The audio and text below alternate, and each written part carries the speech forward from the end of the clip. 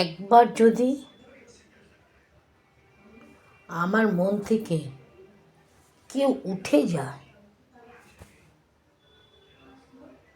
সে যতই আমার কাছের মানুষ হোক,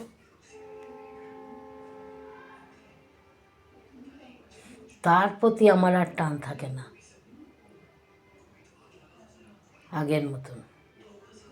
হয়তো ভদ্রতার খাতিরে তার সাথে কথা বলতে হয়, কখনো হাই হ্যালো করতে হয়, কিন্তু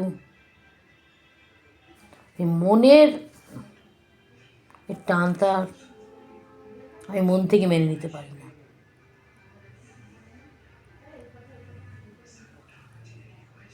এটাতে কেউ ইগো বলতে পারে, আর এটা আমি বলি এটা আমার আত্মসম্মান। সব বিসর্জন দেওয়া যেতে পারে, কিন্তু আত্মসম্মানকে আমি কখনো বিসর্জন দিতে পারবো না। এটাই আমার সবথেকে বড় ক্যাপিটাল।